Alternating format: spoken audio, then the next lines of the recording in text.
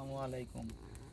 আমি বাংলাদেশের নাগরিক হিসাবে একটা কথা আমি বলতে চাই সবাইকে, প্রত্যেকটা জনগণকে বলতে চাই যে যারা রাজনৈতিক নেতারা রাজনীতি করছে বর্তমান, তাদের কোনো বিদেশে বাড়ি ঘর ব্যাংক ব্যালেন্স তৈরি করা যাবে না। তারা যদি বিদেশে ব্যাংক ব্যালেন্স করে আমার টাকাটা অর্থ কমে গেল, এক্ষেত্রে তারা যদি আমার নিজের দেশেই যদি একটা বাড়ি করে, তাও কিন্তু 10টা রাজমিস্ত্রির কাজ করে খাটি পারবি। তাতে যেই সব রাজনীতিক নেতারা আছেন তাদেরকে আমি বলছি যে তারা বাইরে দেশে কোনো রাজনৈতিকভাবে বাড়িঘর করতে পারবে না।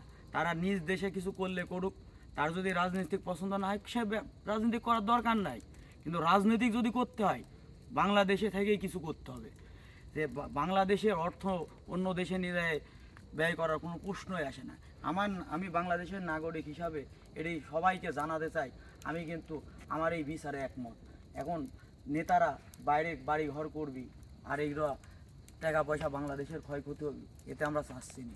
আমার সাথে সবাই আপনারা আছেন তো, আপনারা ভিডিওটা খুব শীঘ্রই শেয়ার করেন, সবাইকে জানান আমি বিষয়টা কেমনভাবে বলছি। ঠিক আছে, মতামতগুলা আপনারা আমাকে কমেন্টকে জানায়েন।